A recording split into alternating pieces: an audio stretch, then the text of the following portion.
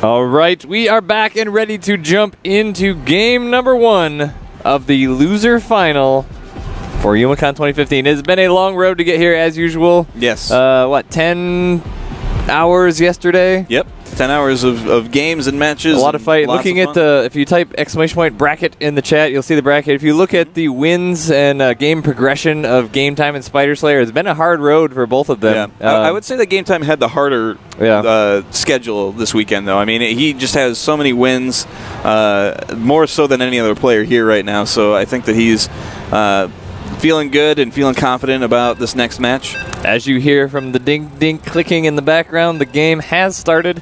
This is going to be Spyderslayer versus Gametime, a Zerg versus Zerg.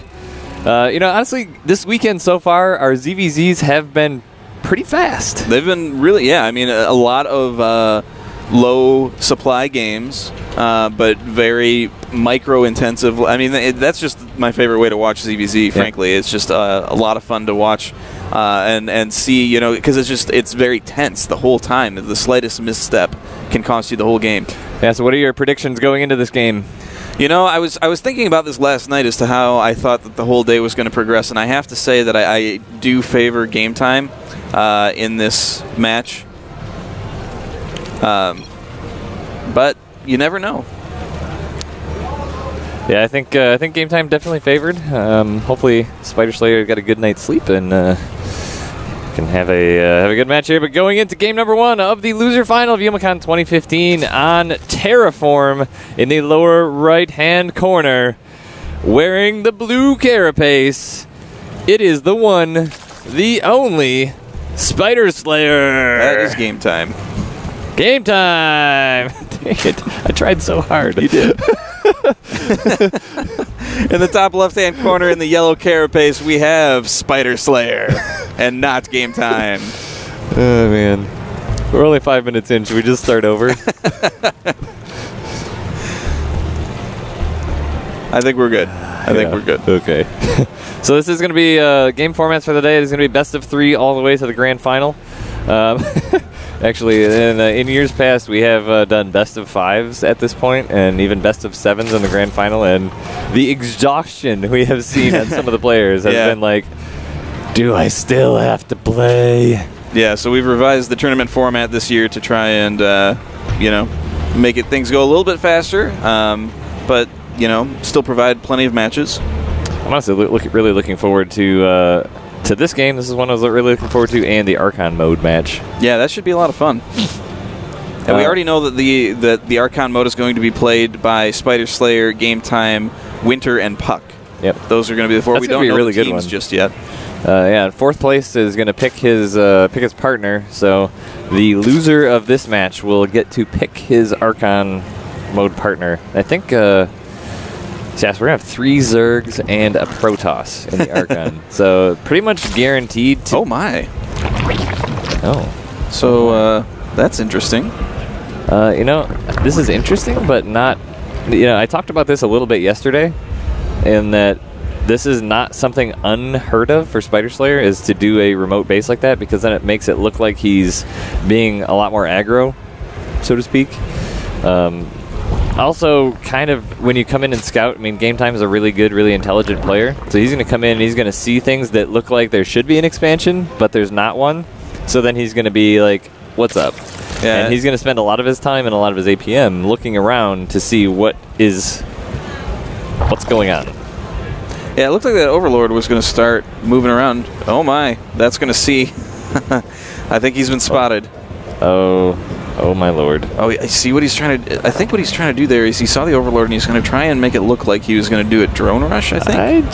I don't think he's just trying to make it look like anything in particular, except these drones are going to have a long trip back to the hatchery the first time. Whee! Yeah. So it may have been a little wiser to take them up the ramp here manually, but nonetheless, they have gotten to their destination. Gametime has got to be like, WTF? Yeah, he's got a spine crawler going in his natural expansion. Some lings are out. So, I mean, really, this is Mind Games 101 area here.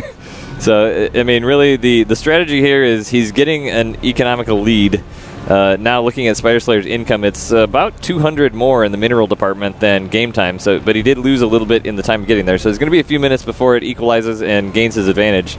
So what he's going to need to be able to do is to defend this in order to make it really worthwhile. But I mean, like, Gametime is totally defensive right now. Look at this. He's got his lings behind 2 queens. He can't even so okay, here's an advantage. He can't even inject his natural because he is keeping his queens up on the ramp. Well, Gametime just did scout this. He had a ling kind of sitting where the natural would be, and then he kind of saw the creep spread, so he moved the ling over. He does know about this now. Spyderslayer knows he knows about it, so a Spinecrawler is going down, and now the lings are moving across the map to try and deny this. Yeah. Spyderslayer attacking his own Spinecrawler there for a moment. That's actually going to be maybe a little bit of a big deal. Now, Speedlings coming in from Gametime, and he knows that he's going to have a bit of a hard time with this. So Spyderslayer does have Banelings up, and it's going to be that was a close one there, fellas. The Gametime does have Banelings of his own. He's going to be sending those in, and the micro battle ensues. Here comes the Banelings headed towards the drones. The Spyderslayer does manage to avoid them. However, the Spinecrawler is getting a bit low. Yeah, these drones are running for dear life. They are going to big hit there, and this base is going to fall. Yeah. 2 more Banelings in production. The drones are just running for dear life while the Zerglings are trying to clean up any threats. Yeah, this is not going to be going the way Spyderslayer necessarily wanted to. He is going to run those drones home, but he's going to be down a base here. A couple really good Baneling explosions there for Gametime, really turning the tide of that. It could have gone either way there for a moment.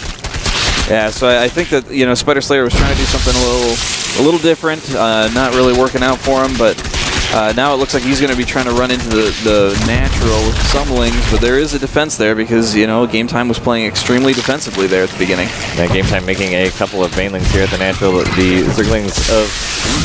That was a really good explosion there for Spyderslayer. He's going to try and get a couple drones with the Baneling. He does bring a few down to low health, but not quite all the way there. So this is, you know, this has been par for the course for our ZVZ so far. Very intense, very high action. Gametime is going to be heading across the map here now, and unfortunately, Spyderslayer does not have a whole lot going on in his main base. He doesn't even have that many drones. If you look at the food differential here, Gametime is really far ahead at this point. There's the GG. Yeah. Yep, expected.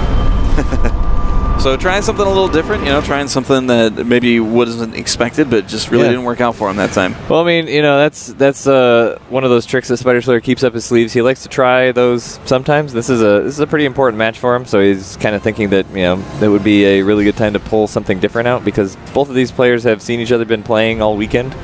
So, you know, sometimes going a little bit off course is a good thing. And, you know, honestly, he was really close to pulling it off, though. I mean, it's all comes down to just how those Banelings hit, and Gametime just got the upper hand in that. Yeah, you know, and I'm not really surprised that we saw something a little different from Spyderslayer based on his reaction from the pre-game interview. You know, he didn't really sound super confident coming into this, so it seems like if he played his normal straight-up strategy, he didn't feel like he really stood a good shot. Yeah. So trying something a little goofy, a little different. But can you do that 2 games in a row and make something happen? I'm not sure that you can. No, I fully expect game number 2 is going to be a pretty straight-up game. Yeah. Spyderslayer taking a second to think about his map choice here. Yeah. I mean, he's definitely not going to try something like that again. I think it's fairly safe to say. Spyderslayer also one of those players that when he gets in the zone, when he gets very focused and very intent, he can do some things that are above his skill level, and he also can get in his head sometimes too. Right. So you know, pulling something like that out on game number 1 is. You know, it could go either way. It could make you say, okay, you know, I tried that, didn't work out. Now I'm going to really dig down and get something going. Or it could go the other way, too, of getting in your head of, oh, man, I'm already 1 down. Yeah. So it looks like Spyder has chosen Cactus Valley.